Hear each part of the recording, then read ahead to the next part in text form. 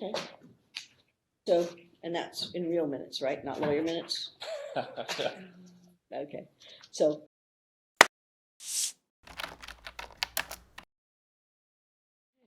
it's 8:30, so can we call the record, please? The record, Judge. Okay, thank you so very much. Welcome, everyone. Hope everyone had a very nice weekend, whatever you're doing. We are now on the record. We have multiple cases with some similar defendants. I am going to call them case by case for appearances, and then we will deal with if there's some administrative matters that people want, or if there's a combination how people want things done. But let's get all these cases done. A friendly reminder to the parties, and I know the court had mentioned this before, but I don't believe we've got it yet. So I'm going to have to utilize the party information printed out by the clerk's office, which is going to be somewhat laborious because it's going to go through lots of different parties. I believe I had asked a hearing or two ago. If I didn't, I will ask now, but I thought I had, is that please provide the court in just a letter format who we really should be doing as a point person for each of the parties, and that therefore we can just have it nice streamlined who's truly in the case. Because remember, the clerk's office, while they're absolutely wonderful, may not be completely up to date on who's representing who and who's still in the case, and that really will expedite things for your future hearings. So without further ado, I'm going to call pages 1 through 24 first. Miles Hunsworsen, Hunwarsen, on behalf of plaintiffs, please, appearance. Good morning, Your Honor. Eric Pepperman for plaintiffs in the Hunwarsen case. Okay, so now we're going to go to NSF International. Remember, I'm reading these straight off of the listing. Go ahead, counsel, please. Good morning, Your Honor. Martin Little with Howard & Howard on behalf of NSF International. I think on the phone call are my partners, Patrick McCarthy and Jonathan Fountain. Okay, thank you so very much. Albertsons LLC. Anybody on Albertsons? Okay. United Natural Foods West. Anybody? No. WFM Southern Nevada, Inc. No one? Hanna Instruments. Morning, Your Honor. Scott Rasmussen on behalf of Hanna Instruments, bar number 6100. Appreciate it. Thank you. Milwaukee Instruments. Good morning, Your Honor. Elizabeth Lowell, bar number 8551 for Milwaukee Instruments. Thank you. Costco Wholesale Corporation. Good morning, Your Honor. Howard Russell, bar 8879 for Costco Wholesale. Thank you. ETT1 LLC. Good morning, Judge Jan. We can't hear you, and remember, it has to be audio-visual. That was the only thing the court allowed. Good morning, Judge Jan Tomasik, bar number 15104. Thank you so much. Whole Foods Market, please. And remember, you have to keep audio-visual the entire time, please, counsel. That's the only thing the court approved. We appreciate it. Thank you so very much. Whole Foods Market? No one? Real Water, Inc. Good morning, Your Honor. Joel Odou on behalf of Affinity and Real Water, Inc. Bar number 7468. Appreciate it. Thank you. Okay, we have a series that show no attorney, so I'm skipping through those, and at the end I'll see if there's anybody who's left who maybe is an attorney, but on the entities that show no attorney. Nevada Beverage, please. No one? Okay. United Natural Foods West, Inc. I'm going through the cross-claimants now. WFM Southern Nevada, cross-claimant, no one. Mr. Russell, you're also here in the cross-claimant role, correct? For Costco? Yes. Your Honor, thanks. Yes, apologize. No worries. I'm trying to do these. Okay, ETT. We have the same counsel. Real Water of Tennessee, please. Anybody? Morning, Your Honor. Jim Kavanaugh, 6929 for third-party defendant, Real Water of Tennessee, LLC. Thank you. Nevada Beverage Company in the cross-defendant role. No one? Okay, Ms. Lowell, you here in the cross-defendant role for Milwaukee Instruments as well?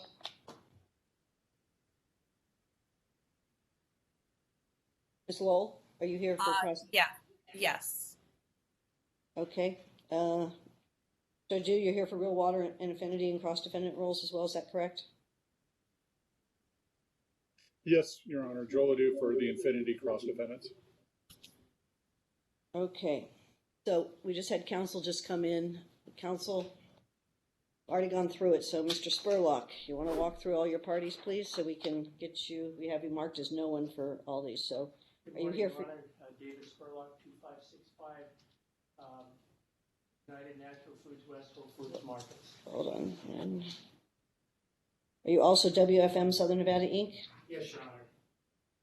Gonna need you on the mic, sir. Okay. Thank you. And in all roles, is that correct, counsel? Excuse me, Your Honor. In all roles? Yes, Your Honor. Thank you so very much. Okay. Is there anybody who's not been called who wishes to make an appearance in the Hunsworthson matter? Okay. So here's my question to the parties. With regards to the pending motion before the court, we have a similar defendant having a pending motion on multiple cases.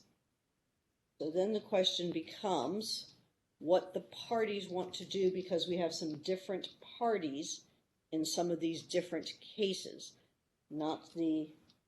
So I think counsel for plaintiff, you wanted to be heard. Go ahead, please. Your Honor, for efficiency purposes this morning, I would suggest that we call all 4 cases at the same time. I believe that the motion to dismiss is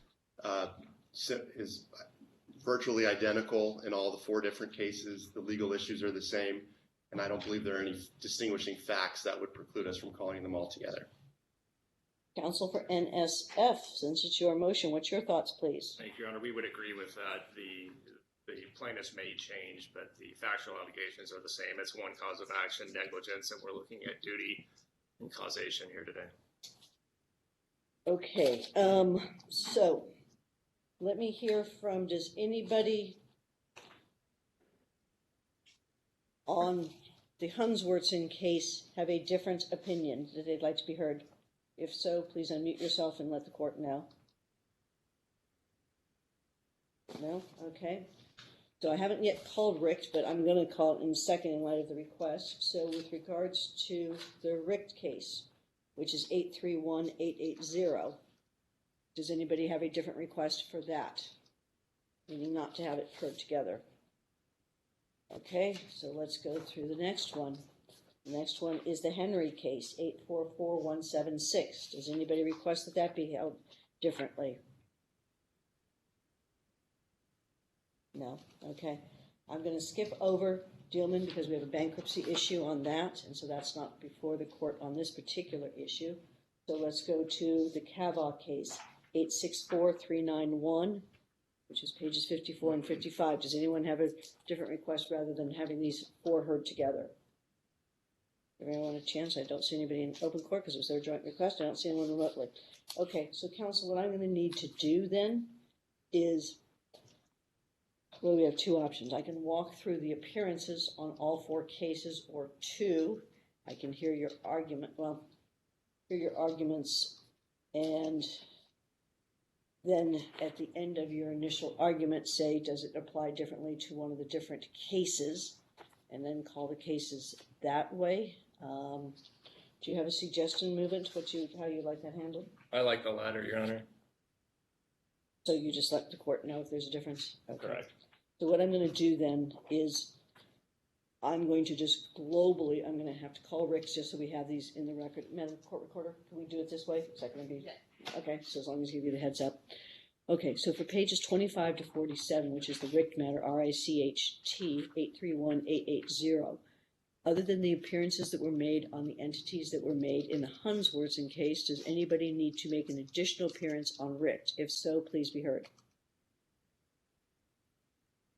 If anybody has a different appearance in Richt, meaning you represent either a different party or only represent a party in one context and not other contexts, or more contexts than you did in the Hunsworthson case, please let the court know. Didn't think there was anyone. Okay, so that means Rick will do same appearances with regards to Hunswortson, with regards to each of the counsel and their parties. Does that meet the needs of, I'm going to ask first here in court, and then I'll ask remotely. Here in court, does that meet your needs? Yes, Your Honor. Yes, Your Honor. Yes, Your Honor. Okay, remotely, does that meet your needs? If it doesn't meet somebody's needs, please speak up. No? Okay, so then that takes care. Now we're going to go to the Henry matter. Henry matter is case 48, pages 48 to 52, 844176. I was intending, and based on the request of counsel, to do the same thing. So all appearances would be the same, all in respect to any party. But is there anyone in Henry who is not on Hunswortson or Richt and needs to make an appearance? If so, please speak now. Good morning, Your Honor. Lorene Frister, 13217, and Caitlin Zav, admitted pro hac vice for Kaveh Distributors of Nevada. Okay. Are you okay with having the four matters heard together? I am. Okay, even though you're on one. Okay, thank you so very much. Anybody else on Henry that needs to make an appearance, please? No? Okay, anybody need to modify your appearances from the Hunswortson case so that we either incorporate it to another party or incorporate it to another position with regards to a party or delete one?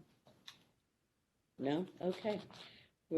I said we'll next go to Kaveh, K-A-V-E-H, which is pages 54 and 55, case 864391. Same appearances. Anybody need to be added to Kaveh or be deleted from Kaveh? Not here in court, I know that much. So how about anybody remotely? Good morning, Your Honor. John Orr here on behalf of Speedy Mart, bar number 14251. Okay, so on behalf of Speedy Mart, are you okay with the four cases being held in argument jointly and ruled on thereon, or do you wish something different, counsel? I'm fine with them being heard together, Your Honor. Okay. Anybody else on behalf of the Kaveh matter that wishes to make an appearance? Anyone need to modify their appearance in this case because it's different than on the Hunswortson, which is the one we did first? Okay. So, it sounds like we've gotten all of our appearances. Has everyone had an opportunity to make your appearance to the extent you wish to do so? Okay, so let's get to some substance. So based on the request of the parties, is there an estimate for time that both counsel think that they need each so that we can just kind of balance everybody's expectations here? Maybe 10 to 15 minutes. That meets your needs, counsel, for plans as well? It'd be the same, approximately. Okay. So, and that's in real minutes, right? Not lawyer minutes? Okay. So let's go to, I'm going to need to call the page numbers on each of the cases, distinguishing them out before you start the oral argument, just so we get those clear for the record. Thank you so much. Defendant NSF International's motion to dismiss, and this is on Hunswortson, 831543, was document 280. The opposition thereto was document 291, and the reply was document 304. On the right, is it right to Richt? How should I pronounce it? Richt. Okay, thank you.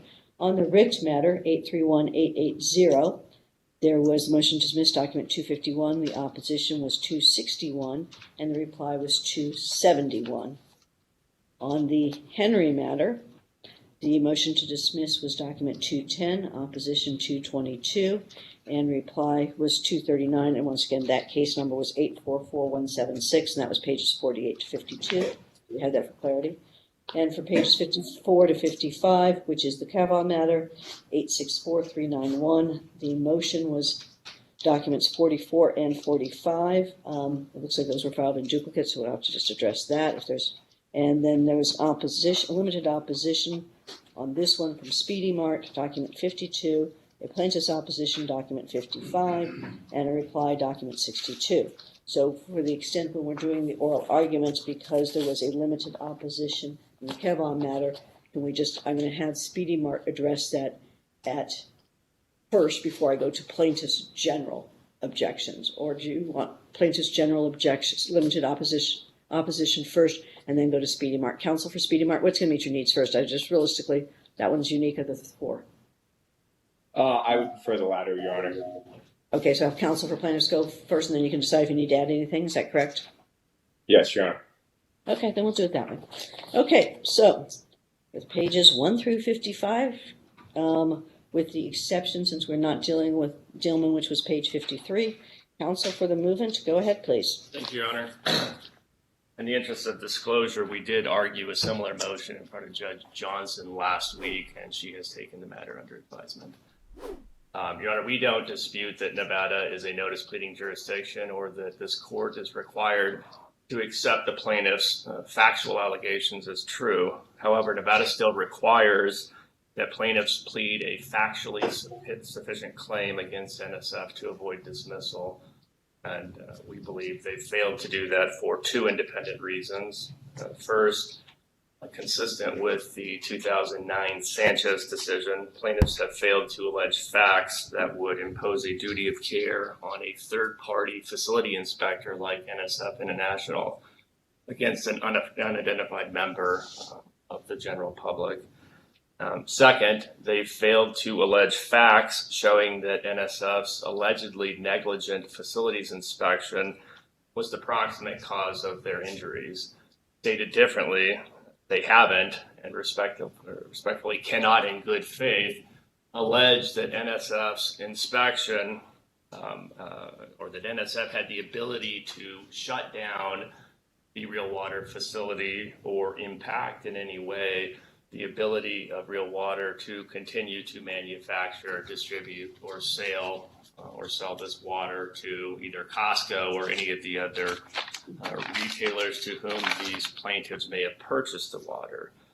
Now, in their opposition, they cite to a number of cases from other jurisdictions where a negligence claim was allowed to proceed against a food inspector stemming from contaminated cantaloupes that made some people sick. However, as we pointed out in our reply, those cases are not binding on this court. They are inconsistent with the 2009 Sanchez decision that we believe is controlling on this court in this matter.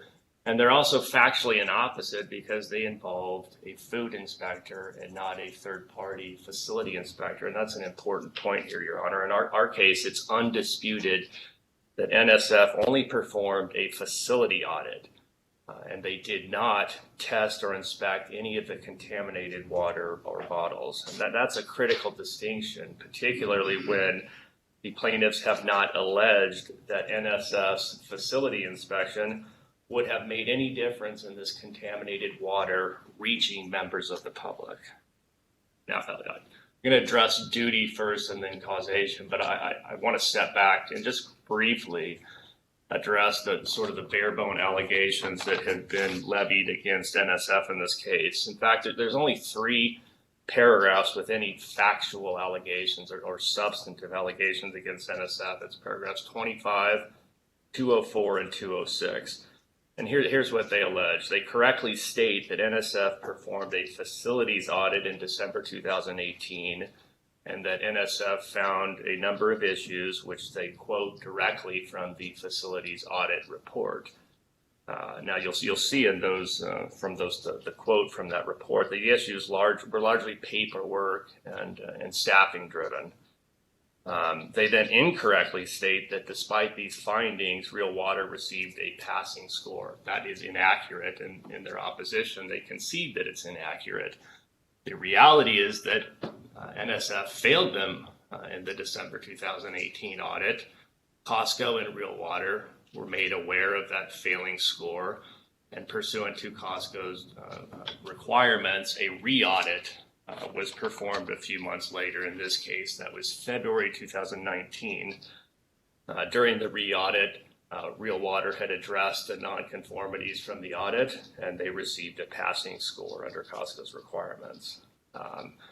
In the plaintiff's opposition, they've cited, for Your Honor, and attached limited portions of some deposition transcripts that were taken before we got involved in the case from 2 former Real Water employees, neither of whom state that NSF's facility audit had the ability to shut down Real Water's facility or impact the ability of Real Water to continue to manufacture, distribute, and sell its products to the public. We don't believe that the court can or should consider this deposition testimony on a motion to dismiss. But as we pointed out in our reply, if you're inclined to do so, we think that you should also consider NSF's contract with Real Water because it's germane to the issues in this case, and it specifically contradicts what the plaintiffs are attempting to argue in the opposition. Specifically, that contract makes clear several important points. One, NSF was not inspecting or certifying any of Real Water's products. Two, Real Water would remain solely responsible for any injuries or death arising out of the use of its products. Three, NSF would have no liability to Real Water or any third party with respect to its facility audit. And four, the contract was expressly for the benefit of Real Water and NSF and not any other person or entity. Now, those provisions are certainly germane to the duty and causation analysis that this court needs to make here if the court's going to go outside the pleadings to decide the issues. So let's shift gears and talk about, I said there were two independent reasons why this complaint failed to state a claim against NSF. One is duty, which of course is a question of law for this court to decide under the laws of the state of Nevada. And so the question here for the court is whether Nevada law imposes a duty of care on a third-party facility auditor to a member of the general public, simply because a member of the general public was injured from consuming bottled water that was produced in Real Water's facility.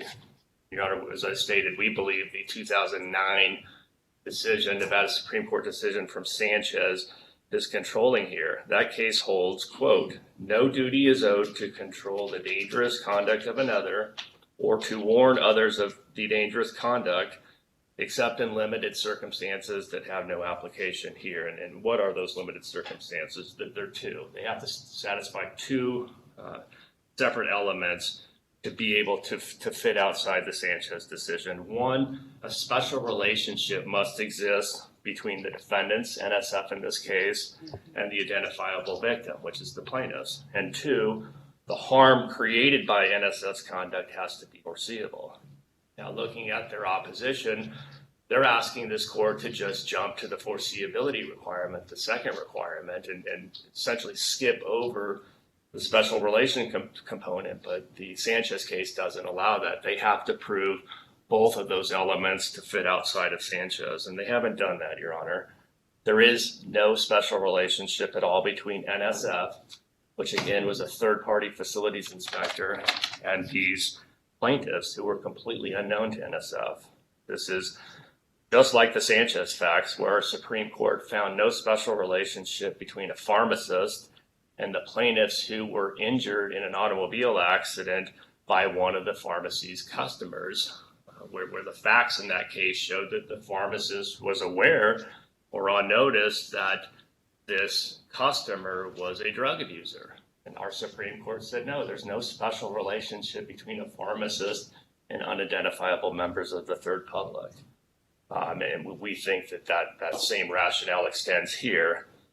In addition, if this is not a case where the plaintiffs submitted to the control of NSF, in addition to not knowing NSF had no power or control over Real Water, Costco, or anyone else in this case. NSF did a one-day facilities audit, which was clearly not a product audit. They weren't testing the water, and it gave no control or power over the facility or the bottled water itself. We couldn't stop the manufacture, sale, or distribution of the product. We had no ability to shut down their facility. In short, NSF had no power to act to protect these plaintiffs as they're alleging in their complaint.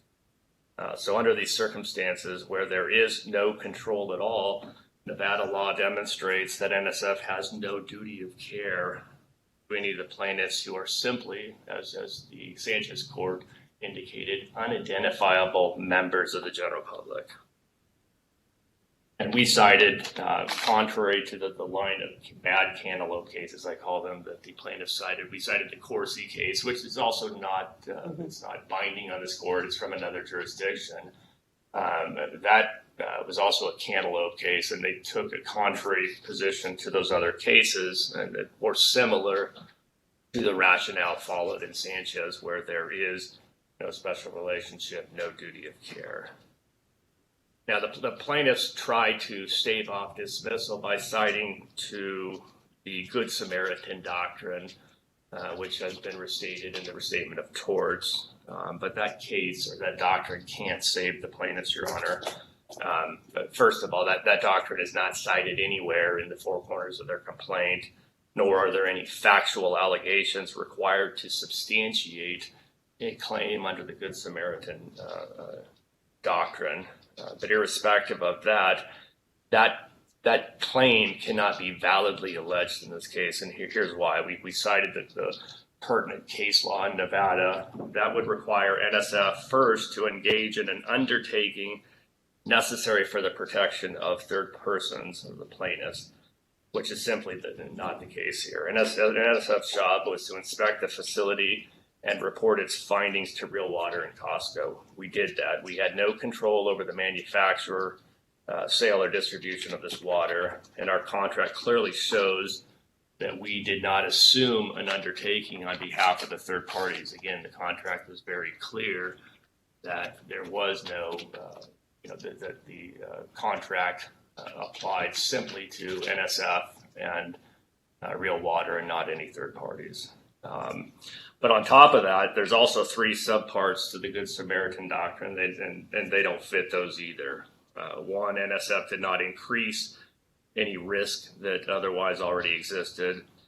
Two, NSF did not assume the duty owed by others to plaintiffs. And third, the plaintiffs in this case didn't rely on NSF. So that they simply don't fit the requirements to fall under the Good Samaritan doctrine, assuming they had pleaded, which they didn't. So let's shift gears and talk about proximate cause. Now, I understand their position. I don't dispute that where there are factual disputes regarding causation, that's an issue for the jury. But the problem here is they have not pled facts demonstrating that NSF's audit or its initial audit in December of 2018 or the re-audit in February of 2019 caused or resulted in the contaminated water reaching these plaintiffs, which they must allege to be able to maintain a cause of action, a negligence cause of action against Real Water. The reality, as we pointed out, NSF had no control over anything. We had no ability to stop the manufacturer. If we failed them, it's simply a matter that it gets reported to Costco, it gets reported to Real Water, and that's it. Can't shut them down. We're not a governmental entity. We're not the health district. We can't come in there and shut them down or prevent them from continuing to manufacture and sell their water, which is exactly what happened. We failed them in December of 2018. All that did is trigger a re-audit. It didn't stop them from doing anything. It didn't stop them from continuing to manufacture. It didn't stop them from selling at Costco or anywhere else. And so you look at the complaint, there are no factual allegations regarding causation, and they simply can't prove it. It's just bare legal conclusions that NSF is the proximate cause of plaintiff's injuries. That is not sufficient, Your Honor. Under Nevada law, they have to have facts behind that, and they don't. They haven't pled them, and respectfully, they can't plead them in good faith because we had no ability to stop this or do anything. I guess the last point I'd like to make is sort of a policy argument. I mean, see the sheer number of parties in this case. I haven't been involved, but I've looked at the discovery that's being maintained at Holo. It's overwhelming. I mean, this is a massive case. It takes 15 minutes to introduce all the parties in this case, and this is why we have motions to dismiss, to keep parties out that shouldn't be forced to go forward in these extremely burdensome cases. And from a policy standpoint, Your Honor, which is, I think, relevant to the duty analysis, we want to encourage nonprofit companies like NSF to go out and have the ability to do facility inspections to make facilities like Real Water better, to put them on notice of issues. And, we're certainly going to have chilling effects on that if we're going to impose a duty of care in a tenuous situation like this where we really had no ability to go in there and stop them like a governmental entity could. From an audit, the facility audit standpoint, like NSF's, we didn't assume the risk of problems at the Real Water facility. We certainly didn't price for that risk, Your Honor. I think the evidence will show in this case was a one-day facility inspection. I think my client charged maybe $1,000 or $1,500 for that inspection. We didn't price for this type of circumstance where we could be drawn into a massive litigation like this by unidentifiable members of the third party to whom our contract simply doesn't apply. So I think from a policy standpoint, on top of the legal arguments, there's a real important reason to draw a line in the sand here and not bring a third-party auditor into a case like this where they can't prove duty or causation. Thank you. Okay. Got a couple questions, which you can feel free to answer now or incorporate in your final words, whichever you'd like to do, or answer them then. Okay, so first one is more from the standard of general motions to dismiss. You've asked for motions to dismiss without leave to amend, right? So why wouldn't leave to amend be appropriate here? Because if you're stating that the opposition acknowledges that there was not a factual accuracy in the December 2018 audit versus the February audit. So why would leave to amend not be appropriate here? Twofold. One, I don't think they haven't asked for leave to amend, which I thought was interesting. And I think the reason they didn't is twofold. It's really a futility argument. They can't come back. They're in good faith. They cannot come before Your Honor and allege under Rule 11 standards that there is a special relationship between a third-party facility auditor like NSF and unidentifiable members of the general public like them. So they can't allege facts to create a duty because it simply doesn't exist. And then secondarily, on the causation element, as I indicated, I don't think that they can allege in good faith that our third-party facilities inspection had the ability to make any difference. We couldn't shut them down, as I indicated. We couldn't stop the facility from manufacturing. We weren't testing the water. That's an interesting point. There are actual, as I understand it, there's another company out here that actually tested the water. That perhaps is an entity that should be in this case, not an entity like NSF International who just went in and inspected the facility and had no ability to there's no enforcement arm. We had no ability to stop anything. We couldn't shut down the facility or stop them from manufacturing. Okay. Two other questions. One is, are you saying that the analysis in Sanchez still holds true today, even though Platts versus Walgreens in 2011, right, adopted learned intermediary doctrine with regards to pharmacists? So I was listening to that, right, but knowing about Klatch and knowing that there is in certain circumstances, so, and that was, also a pharmacy case, obviously. No, I understand, but I think that the case is different, and as I understood it, the law in Nevada is still, there is no duty owed to control the dangerous conduct of another or to warn absent those two limited circumstances.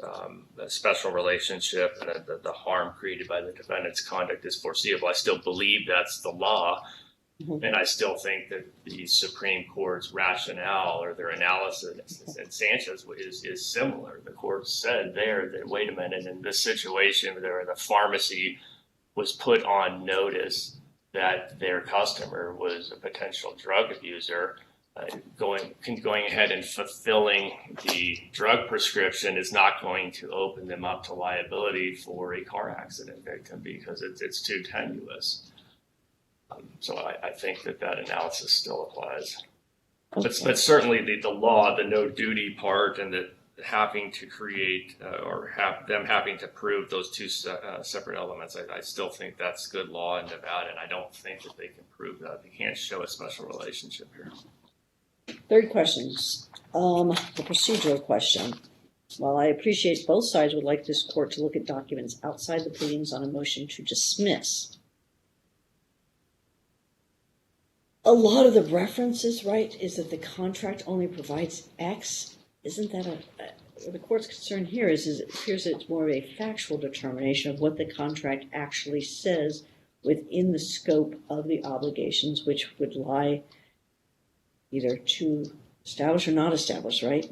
Duty and third-party beneficiary statuses. So how could the court address this on a motion to dismiss standard, taking into account what a court is supposed to take into account on a motion to dismiss without sua sponte turning it into an MSJ? It's a great question, and we struggled with this internally. I mean, you'll note that we didn't cite to the contract in our motion. We got an opposition that was filled with exhibits to deposition testimony. It looked more like an opposition to a motion for summary judgment. So I think in our reply, we came back and we said we agree, or we believe that Your Honor should not consider matters outside the pleadings on a motion to dismiss.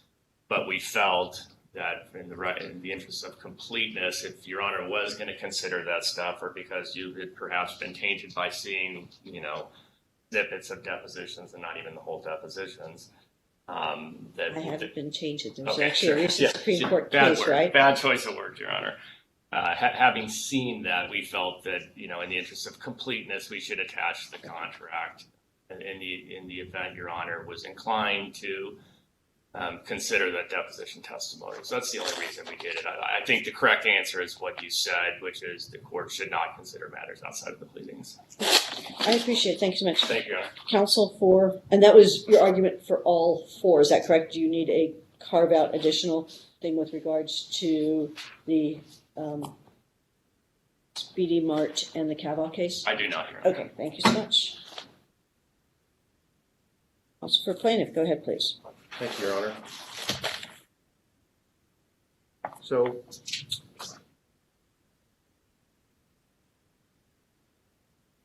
one of the things that counsel said was that the issue before the court is, does Nevada law impose a duty of care on an inspection company? And I don't disagree with that question. And I think the unavoidable answer to that is yes, of course, Nevada law imposes a duty of reasonable care on an inspection company. And to find that duty of care, the court need look no further than Section 324A of the Restatement Second of Torts. The Restatement Second of Torts has been adopted in Nevada in the Dow Chemical v. Malhume case. That's 114 Nevada 1468. And what that rule very simply provides is one who undertakes gratuitously or for consideration to render services to another which he should recognize as necessary for the protection of a third person or his things is subject to liability to the third person for physical harm resulting from his failure to exercise reasonable care to protect his undertaking if, and then it gives three alternative bases. The first one being if his failure to exercise reasonable care increases the risk of such harm. And that is exactly what we're talking about here. Negligent inspection. You're an inspection company. You're being retained by someone to inspect something for the benefit, the safety of production of food, the safety of an elevator, the safety of a playground equipment, so that when people use that product or encounter it, there is greater assurance that it's safe in doing so. If you do that negligently, it increases the risk of harm. Now, these inspection examples are quite literally the examples cited in the comments of Section 324A. One of them being a situation involving an inspection of a telephone pole company. If a telephone company inspector comes and inspects a telephone pole on the edge of the highway and says, oh, it's great, when in reality it's obviously not great, and that telephone pole tips over and falls on a car driving by, the inspection company is liable for their negligence. Same thing with an elevator company. If you inspect an elevator and say, this is great, and it's negligent, and it's really not great, and someone gets hurt, that inspection company is liable. The same thing for food and beverage inspectors and auditors, just like NSF. If you're hired, you undertake a service to inspect the facility for standards of safety, cleanliness, making sure that the product that's going out to consumers is safe, and you do that negligently, and the product isn't safe, and someone gets hurt, you are liable for that negligence. And that's just the duty that exists under that rule. And you can look to the cantaloupe cases. And, Your Honor, the argument was, well, the cantaloupe cases that we cite that are cited in the opposition, they don't really apply. We didn't cite the cantaloupe cases first. NSF did in their motion. They said there's no duty, and look at this Corsi decision. And they lay it out. And their argument, their motion, is identical to the motions to dismiss that were in all these cantaloupe cases. In 2011, there was a big listeria outbreak associated with cantaloupe. One of the defendants, in addition to the production people and distributors, was the facility audit company. The allegation was, hey, you inspected this cantaloupe distribution company. You said it was great. It was passing scores. Keep distributing the cantaloupes, no changes. And then they do that. There's this massive listeria outbreak. People die. And it turns out that cantaloupe distribution place was terrible, that the audit was negligent. There was numerous cases filed across the country. The auditing company was sued in many of those, if not all those cases. And then they came out and they started in each of the different cases that were filed in different jurisdictions, making motions to dismiss, saying, you can't sue us, we don't have a duty, we're a third-party inspection company. And the vast majority of those cases denied the motion to dismiss. And it was obvious. And most of the cases that heard it and rejected it, they were all the states that follow 324A.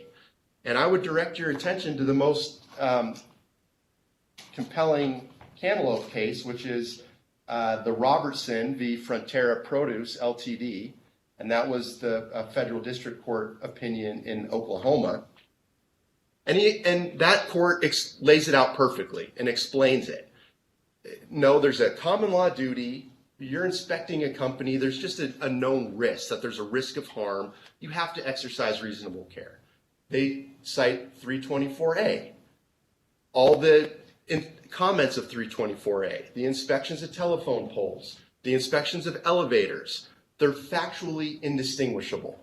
And they say there's a duty and causation is a question of fact. It's the same thing here. It's the same exact thing.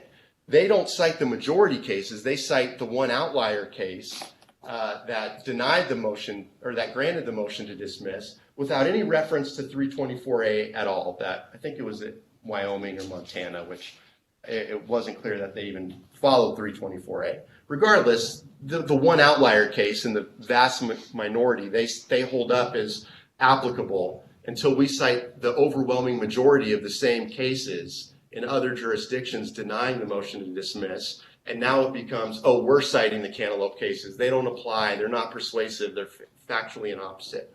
It's just, it's contradictory, Your Honor. There's clearly a duty under Section 324A. The examples are exactly on point, and we allege facts to demonstrate that. We allege that they audited the real water facility quite literally in the audit, they find, quote, there was no qualified individual to provide a level of competency necessary for production of clean and safe product. That's the finding. Which audit? The NSF audit of real water. There was two. Which one are you quoting? The first 2018 one. Okay, thank you. And, Your Honor, that kind of begs the question about the pleadings. And I think in your question, you hit this nail right on its head. Because, look, there is a lot of factual detail in this with the contract, with the multiple audits. And we allege, based on depositions taken after the complaints were filed, that this was fleshed out more. But it was just as meant as a way to illustrate that, hey, there's a lot going on here in terms of the negligence, but it doesn't affect the duty. The duty is to exercise reasonable care when you're undertaking this service, this inspection service, when there's a risk of harm. And there obviously is a risk of harm when you're inspecting something, that if you do it negligently, the people who encounter the product or the condition are going to be hurt. So the bottom line is there's a duty. These questions of whether they failed them first, which they did, and then came back and didn't ensure that there was anyone qualified, and then passed them, those are factual details to be fleshed out in discovery. They don't provide immunity from loss from this claim as a matter of law, which is what the issue is today. They want immunity. They want to say, we could come in and inspect something, and we could close our eyes to the most horrific conditions, and people can get hurt as a direct result. Or it could substantially increase the risk of harm. And you can't sue us. We're immune. Can't touch us. Take that to its logical conclusion.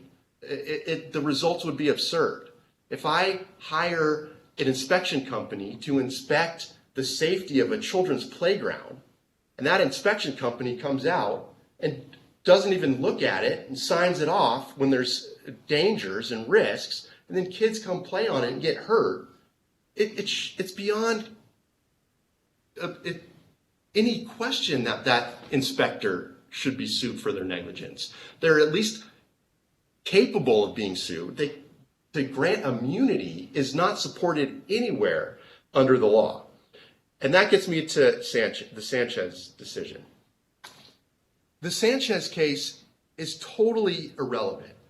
Sanchez did not involve a negligent inspection. It didn't involve Section 324A. It involved a completely different set of facts between a pharmacy and filling a prescription and harm to, kind of more attenuated harm to someone who's injured by someone on the roadway who that prescription was filled for. These are very fact-specific analyses based on the facts. If you don't even need to look farther than the Sanchez decision itself, because that was a majority decision, but Justice Cherry and Justice Seda dissented. They looked at the same facts in Sanchez, which again have nothing to do with the facts of this case, and said, I disagree. I think the facts do support a duty in that case under the rule that was examined, which was a special relationship and foreseeability. If anything, even if you wanted to apply that rule here, Sanchez supports a duty because the special relationship between Real Water and NSF was they hired them to do a safety inspection, an audit. That's a special relationship. That was the question that was in Sanchez that they looked at, and they said, well, based on the facts that are before us in this case, we don't know if that supports a special relationship. Put these facts before the Sanchez court, and you're going to get all of them saying, of course there's a special relationship. You're providing a service. There's a contractual relationship. They've undertaken a service to provide a service. And foreseeability, the facts are completely different here.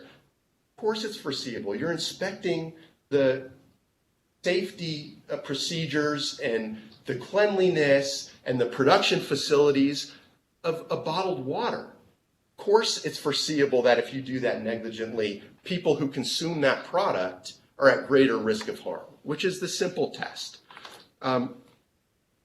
Finally, Your Honor, on the no facts to establish causation, this whole argument is based on this notion that we didn't allege that NSF could have unilaterally shut down Real Water. That's a complete straw man argument. First of all, I don't even know what NSF could or could not have done. I haven't seen any facts yet that suggest they had the unilateral or total authority to shut down production, but that doesn't mean that they couldn't have done something or even shut them down in some way. That's a factual issue for discovery. It's not a basis to grant them immunity from suit as a matter of law. But even if they couldn't have unilaterally shut them down, that's not the test. The test is what you're doing when you undertake this service to inspect and you do it negligently, does that just increase the risk of harm? And again, I'll point you to the comments of Section 324A. It disposes of this same argument. Doesn't have to be total authority to stop it. Doesn't have to mean it wouldn't have happened but for your inspection. It just means you have to increase the risk of harm. And how does that work in an inspection?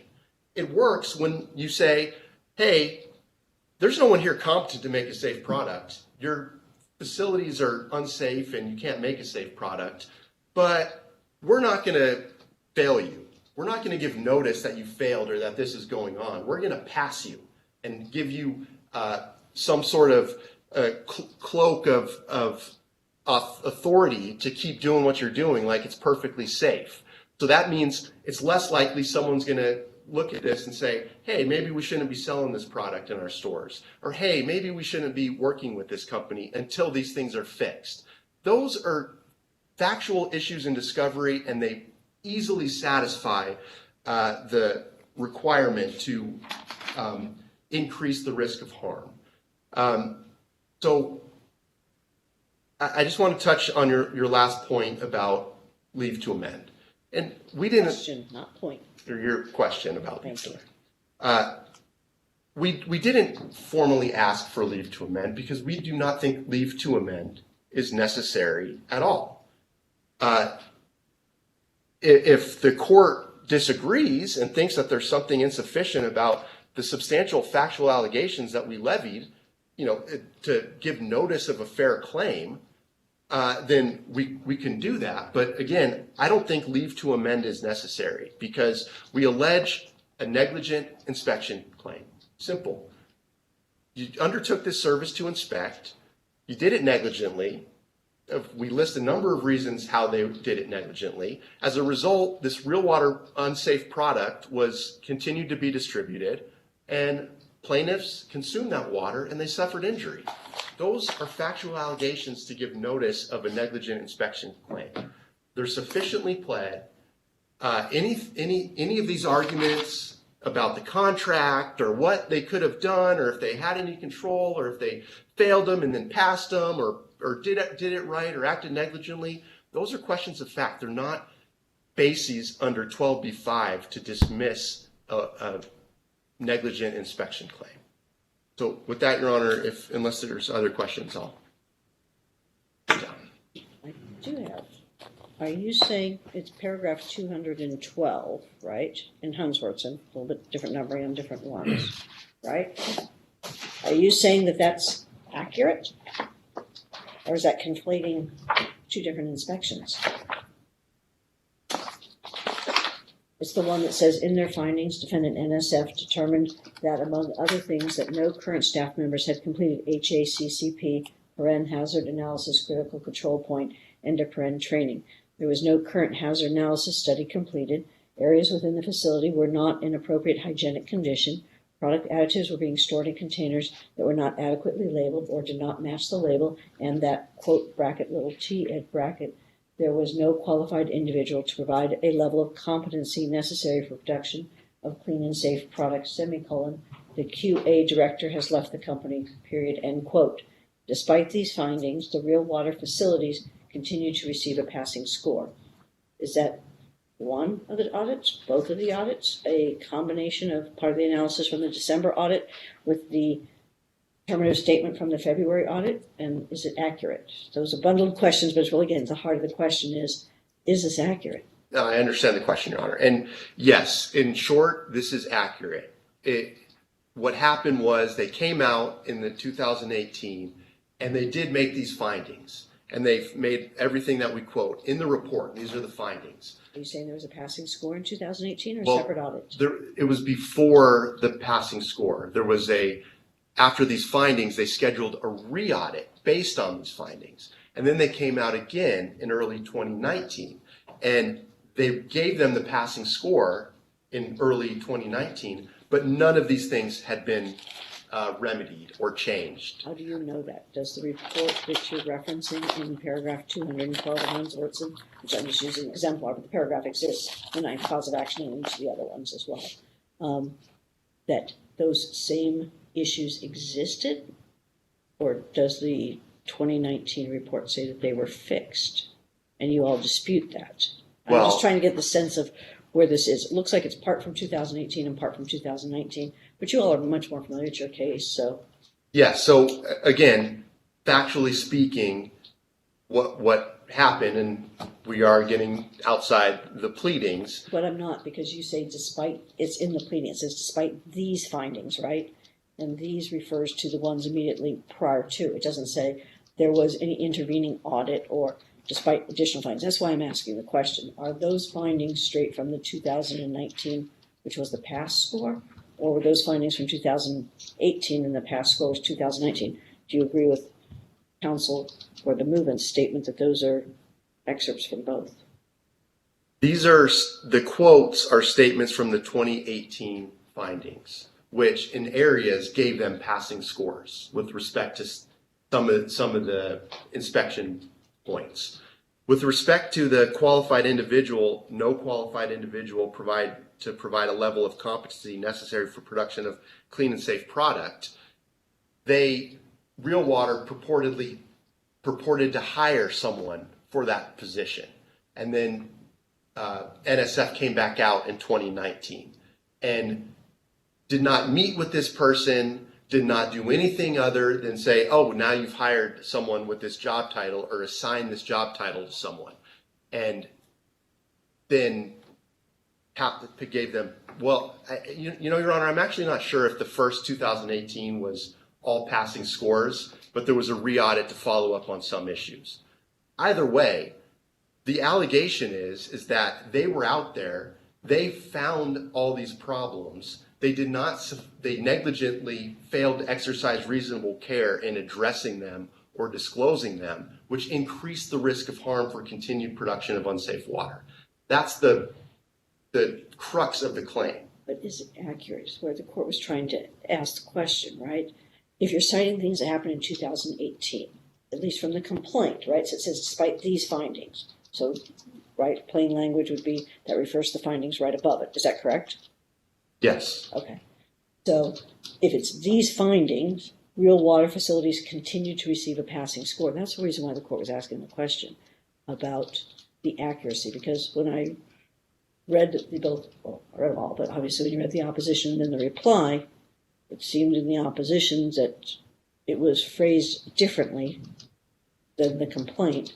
And then the reply says that that's not accurate, that there was issues and they failed the company in 2018, but then came back out and did a re-audit in 2019, and that's when they received passing scores. So I'm just trying to get an understanding of, is this allegation saying that they received passing scores in 2018?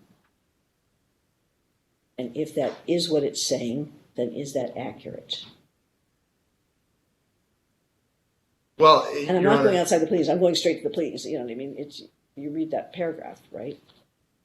Yes, and I'm trying to,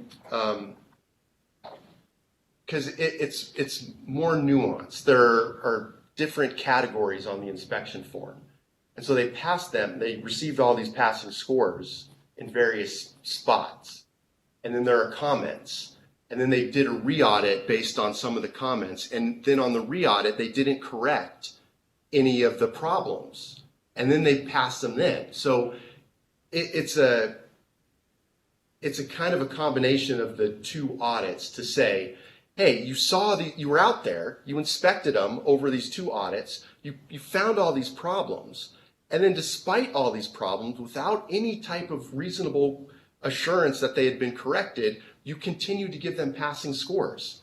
And they continued to distribute what was an unsafe product, despite all these problems that were identified. And many of these problems were still there and identified when the FDA went in and did their inspections and issued their analyses and their reports. So this is accurate, Your Honor. They went out there, they identified all these problems, they missed other problems, they gave them a passing score despite even finding significant problems, and they were negligent. That's the allegation, the simple negligent inspection claim.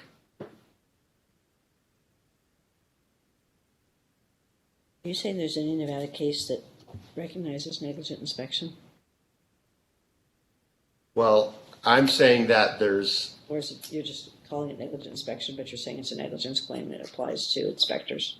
Well, it's a negligent claim in inspection, in this factual context involving an inspection. What I was trying to go is, I didn't see that anybody cited me any cases that there's a cause of action called negligent inspection. That's what the court was asking, right? Yes, Your Honor. There's elements in different negligence-based cases, right, that fall within a general negligence but have their own subcategory, right?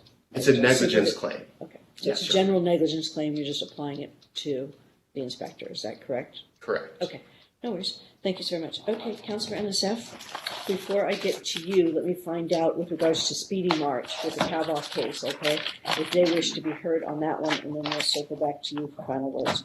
On behalf of the Kaveh case, Counsel for Speedy Mart, do you wish to be heard? Thank you, Your Honor. This is John Orr. I don't have anything to add. Okay.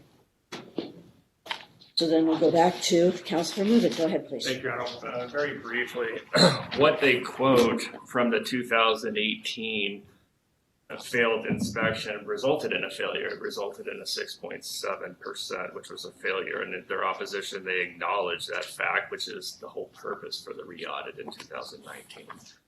But, Your Honor, I think the critical distinction here that counsel's missing is that the facility here did not cause the injury, and there's no allegation that it did.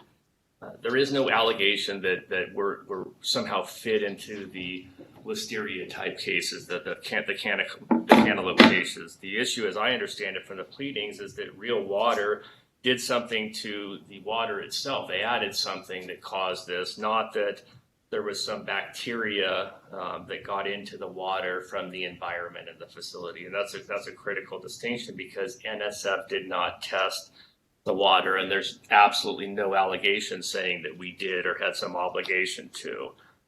The facility did not cause the injury here. The allegation is that the water, the product did.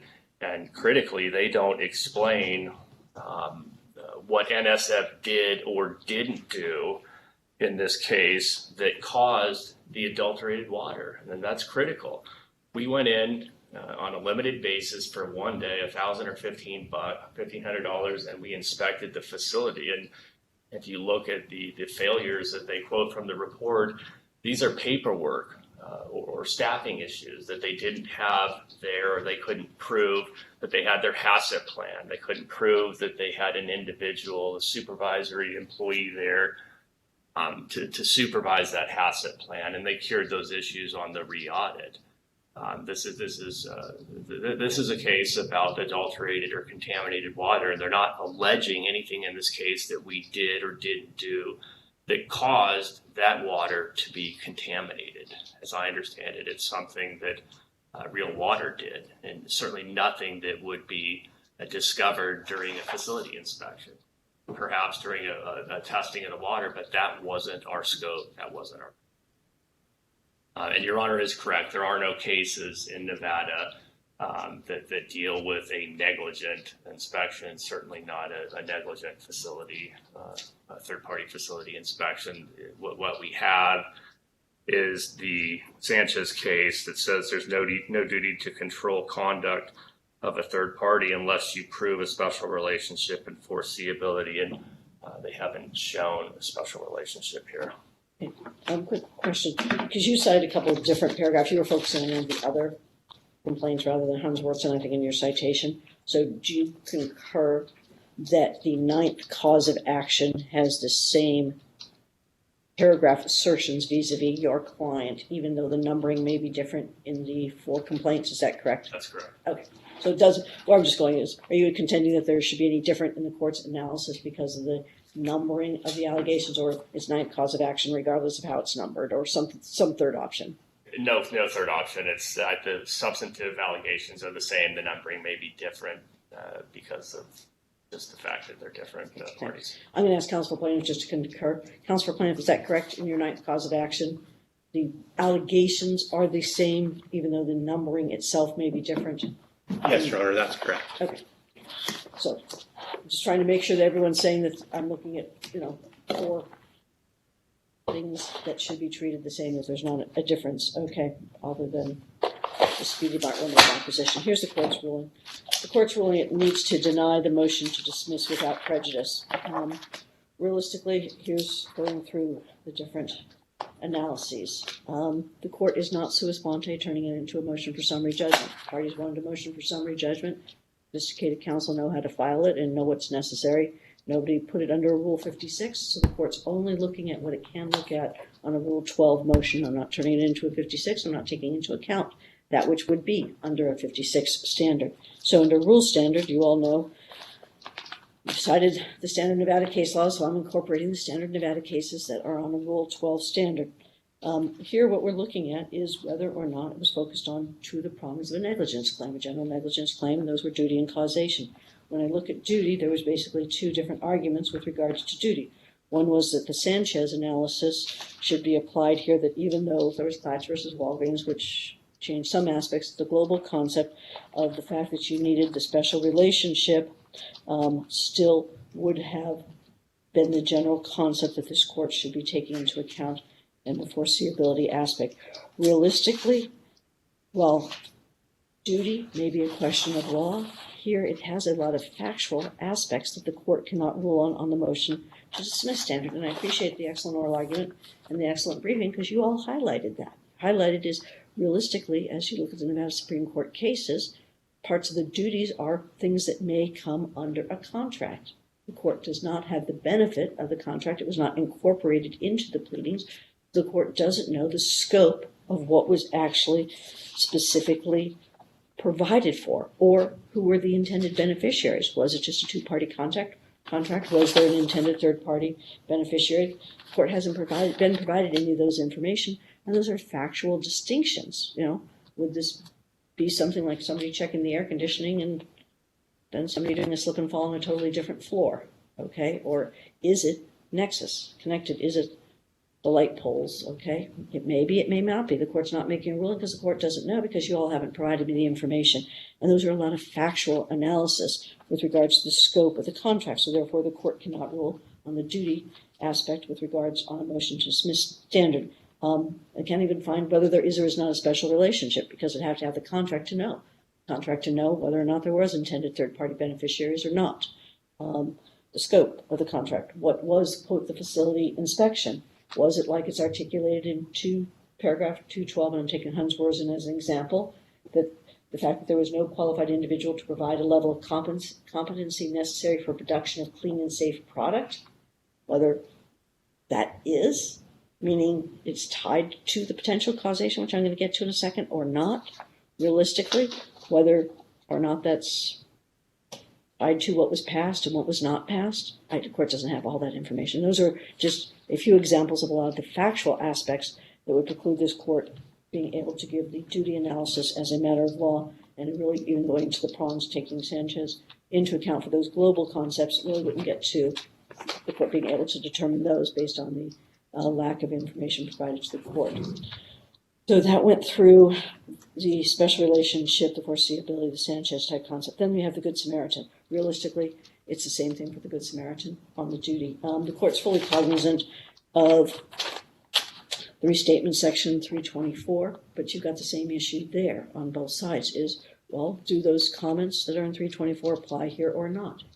Is it that that pole specifically then fell on the car, or is there a lot of intervening aspects? You all haven't even, at this juncture, determined whether or not you're going to kind of go for but-for causation or substantial factor causation, and which one really applies here. The court's not ruling on any of that, because those are advisory opinions that aren't yet before me. But what it does is it precludes the concept of what is the applicability of the restatement and Nevada's adoption of that at this early stage of a motion to dismiss because of a lot of, see the examples I just gave, right? You've got those same things go for both sides, okay? So whether or not those provisions of 324 apply or don't apply is going to be some of the underlying aspects of what was known, what wasn't known, the open breadth of the contract, giving some just examples, and the duration of the contract. I mean, was it prospective? Was it historical? How does it tie to each of these individuals? You've got December 2018, you have various individuals with certain things happening in 2019. Who knows? And various other dates. I only mentioned 2019 because you mentioned Unsworth initially. So the courts would have to deny on that basis. And the same thing with the Good Samaritan argument. Realistically, kind of goes to the same concept of duty, same reasons that the court just gave. So even under that analysis, the court wouldn't be able to find on a motion to dismiss stage because of all the disputed aspects. So then we go to the causation, assertion of causation that somehow there is not generalized causation. Realistically, that is a question of fact for the jury. Here you've got those same type of things. Was the inspection, what did or did not happen in December, what did or did not happen in February? Does that have any link, regardless of its substantial factor about for causation? We're not even getting there yet. But once again, those causation aspects, there's just not enough things fleshed out in the record for the court to, under a motion to dismiss standard, to grant the relief requested by the movement. Nobody's asking me for leave to amend, so I don't need to address that issue. As far as accuracy in the complaint, there's affirmative duties under Rule 11. If people find that there are inaccuracies, everybody knows their obligations to ensure there's accuracy in the complaints, but that's not before this court in that there is a specific determination that it's a matter of interpretation versus accuracy or inaccuracy. I am looking at it at the 12b5 standpoint. I'm also looking at the notice pleading, obviously under Buzz Stew and applicable case law. And so for all those reasons, the court does need to deny each of the motions to dismiss. I am specifically taking into account when my ruling, so that's denied for Miles Hunsworson versus Affinity Lifestyles et al. Case 831543, which is pages 1 through 24, without prejudice. It is denied with regards to Richt, 831880, pages 25 to 47. And my analysis is the same for each of those. It is denied with regards to Henry, case 844176, pages 48 to 52. Same analysis. With regards to Kaveh, the court also took into account the limited opposition of Speedy Mart, but the net result is the same. There was no additional oral argument requested by Speedy Mart, so I took into account the pleadings as well as the oral argument from the parties that did take part in oral argument. So 864391, pages 54 to 55 is also that motion to dismiss is denied without prejudice. Since they're all four denied without prejudice, incorporating the case law set forth in the pleadings, incorporating the oral arguments, incorporating the totality of the pleadings, at this juncture, is it counsel for plaintiff going to prepare those orders and circulate it to everybody else and then provide it back to the court in accordance with EDCR 7.21 to the administrative inbox in accordance with the administrative orders? Yes, Your Honor, I'd be happy to do that. If I could clarify one issue, would it be acceptable to the court if I have Mr. Little sign approving as to form and content of the order and copy everyone else on the order without having them actually sign approving as to form and content? Unless they waive. I mean, because remember, these are coordinated cases. They're not consolidated cases. So if people either expressly waive here in court or when you circulate it to everyone, they shoot you an email that they're just, waiving their right to sign, then put on their signature line that, they waived or did not wish to review it or whatever statements you get back. But it's easy enough when you're sending a global email, right, to get the responses. Unless I hear anything here in open court, because that way we make sure everyone has an opportunity, particularly on Kaveh, since you've also got Speedy Mart. No, Your Honor, I'll circulate to everyone and either get a waiver or a signature. Right. Thank you. If they don't respond within a few days, then you can address that as well. But yes, we do need to look at all those emails in order to ensure we're taking care of all that. So with regards to Hunsworson, is there anything else on case 831543 the court can do for the parties, pages 1 through 24? No, Your Honor. No, Your Honor. How about remotely? Anything else for anybody remotely on Hunterism? I'm taking negatory nods and no one unmuting themselves, so that means no. Thank you so very much. With regards to Rick, 831880, pages 25 to 47. Anything else on that movement? Anything from your end? I guess the only thing I would say, I guess we haven't moved for them to replete. I mean, I'd like to understand what the nature of the allegations are against us, but I guess we can deal with that in a contention interrogatory. As you can appreciate, the court addresses the issues before. The court was seeing if somebody else was trying to add something to it. You both told me no, so the court addresses the matter as presented. So, understand. Stay tuned to what you all wish to do. I mean, there's always stipulations to amend things if parties want that. The court's not ordering it because it's not before me. Thank you so much. So nothing else in Richt. Anything else remotely? Anybody in Richt? No. Okay. Henry, anything else on Henry, 844-176, 48 to 52 pages? No, Your Honor. No, Your Honor. Anybody remotely? Anything else? No. Okay. And is that including Ms. Frister, since you're on this one? I'm making sure I gave you a moment too. I see a negatory nod. Okay. Moving to Kaveh, case 864391, pages 54 to 55. Anything else on any of those on that matter? Counsel here in court? No, Your Honor. No, Your Honor. Anybody remotely? Anything? Counsel for Speedy Mart, I see a negatory nod, so we'll take that one. And I'm not seeing anybody else trying to unmute themselves. I'm pausing for a second just in case somebody was having a challenge unmuting. I'm not seeing anyone unmuting themselves. Okay. So those are all taken care of. Then those matters are concluded. I do need to get to Tyler Dielmann versus Affinity Lifestyles, case 844348, which is page 53. So for those of you involved in that case, please stay so we can get the appearances on that because we have to walk through what's up with that case. Appreciating that we just got new information. So with Dealman, counsel for plaintiffs, please. Appearances. Good morning, Your Honor. Melanie Hill appearing on behalf of Tyler Dielmann. And Mr. Thomas Valet is on as well. We have filed a motion to associate, but it hasn't obviously been approved by the court yet because it was just filed. Okay. Your Honor. Thank you. All more than welcome to observe if we're something pending and not yet admitted. Okay, so let me give a quick second to get to page 53 so I can get the appearances for everybody else on that case. On that one, we just show yourselves. We actually don't even show counsel's made an appearance yet on behalf of Affinity. This is according to the court records. I'm not saying it's accurate. So does anybody else want to make an appearance on this case? Your Honor, the court's records is accurate. This is Joel Odou on behalf of Affinity, bar number 7468. The bankruptcy stay has been lifted and we will be filing an answer, but we have not formally made an appearance in this case as of today. Okay, and that's really what today was. Today was really just to determine what, if anything, the court should do, because of course the court's not going to take any action when there's a bankruptcy stay.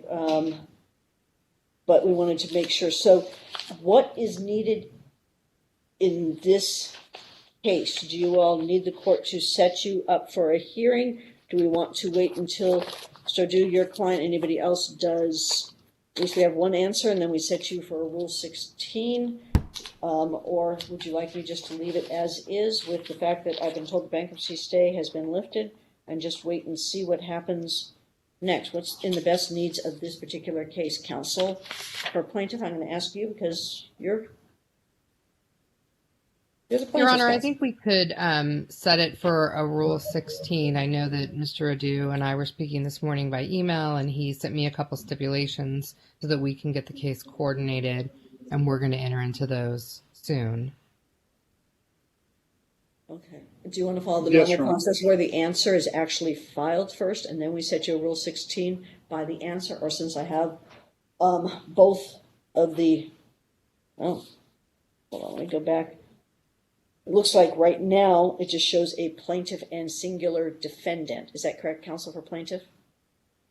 That's correct, Your Honor. Okay. So that's the reason I'm just asking you all, who knows what's going to stay tuned. So do you want to wait until you file the answer and then get set for a Rule 16, or would it be helpful for the parties if we picked a Rule 16 date today that's going to meet your needs, and then you can do what you need to do in the interim? The court is amenable to either as long as I have everyone's consent, because I'm not moving forward if I don't have everybody's consent to do something. given the Your Honor, procedural Joel posture of Odou, this on particular behalf of case. Real Water, we consent to that. We'd like to get this case caught up to the other cases.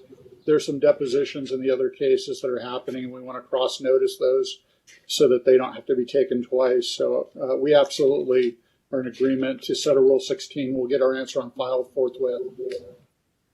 And then we'd have to have your JC, right, you'd have to have your ECC and your JCCR. We will do those things quickly. So what date were you thinking that would meet your needs? And then I'll circle back to counsel for plaintiff. 2 weeks, 3 weeks, whatever works for the court's schedule.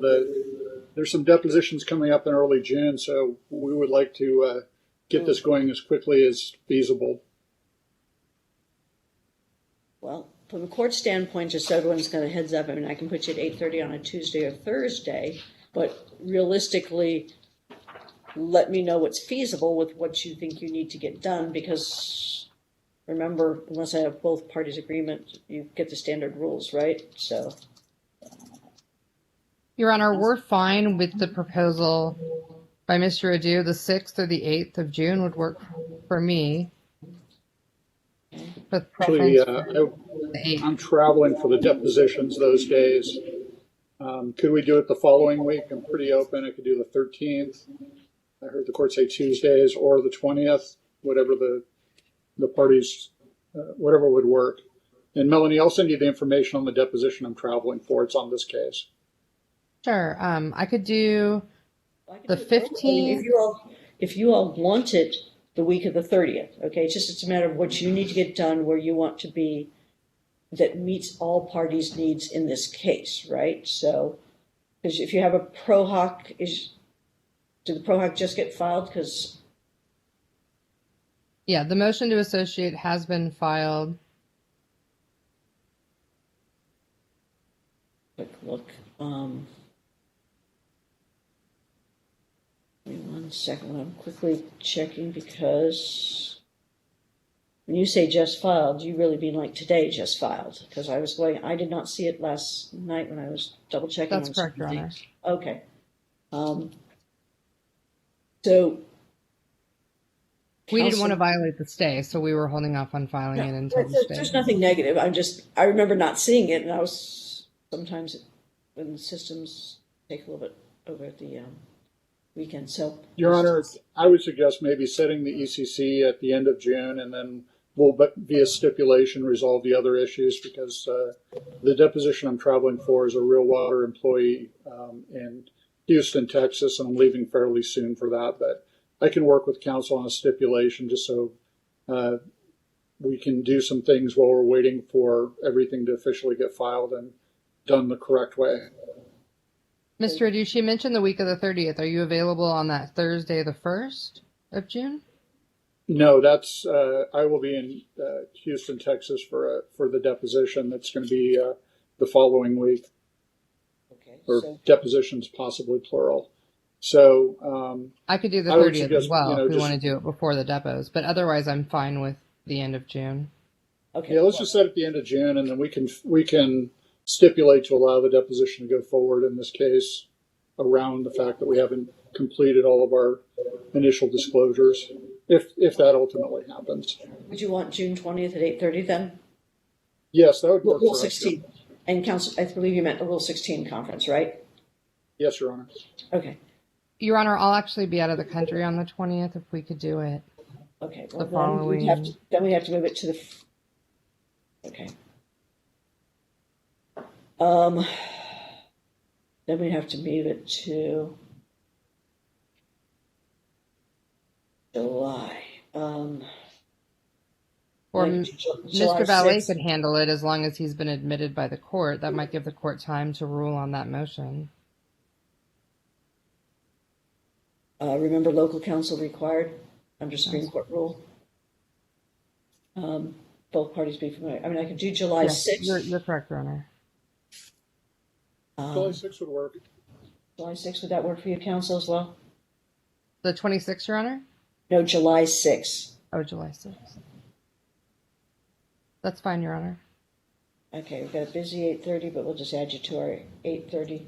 Actually, sorry, since this is a Rule 16, we normally do it on Tuesdays, but Independence Day is Tuesday, so we can do it on Thursday the 6th. I can put you, I've got pretrial conferences that day anyway, so we'll put you at 10:30 right after my pretrial conferences on July 6th. Okay, so if that doesn't end up meeting your needs with regards to your Rule 16 and your ECC and your JCCR, you need to let the court know, but we'll put in at the party's request, we're setting the Rule 16 on July 6th, even though they haven't yet filed their ECC and answer. Does that meet your needs, or do you want me to hold off? Counsel for plaintiff, what would you like? That's fine, Your Honor. Counsel for soon-to-be defendant? Thank you, Your Honor. That works great. Okay, then we'll do that. And we got the bankruptcy notification. You just filed that lift stay has taken place, and so we've got that one taken care of. Is there anything else the parties want on Tyler Dielmann versus Affinity Lifestyles? The only thing I would ask is if there's going to be a stipulation.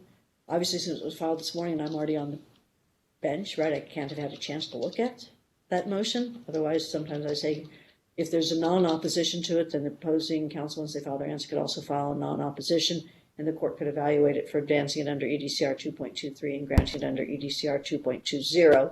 If not, we'll just take a look at it in ordinary course. But the court's not requiring it. I'm just mentioning that, but given your procedural posture right now, and given what was filed today, I can't take a look at it today. You can appreciate that because I'm here with you all. I haven't had a chance to look at it while I'm here with you all, listening intently to the oral arguments. So, anything else we can do then on the Dealman matter, case 844-348, which was page 53. Anything else, counsel for plaintiff?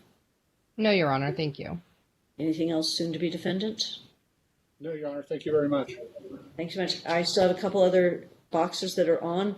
Is there anybody need anything on this case? If so, let the court know. If not, we are going to say that the matter is concluded, and our next matter is not until this afternoon because our 10 o'clock matter got resolved. So if anyone thinks you have a matter this morning, please let the court know. If not, we're going to go off the record. Does anyone, I see one more extra box. Does anybody think you have another matter here before the court today? No? Okay, well then we're going to say thank you so very much. Have a great rest of your day, and for those we'll be seeing at our special setting this afternoon. Thanks so much. Going off the record.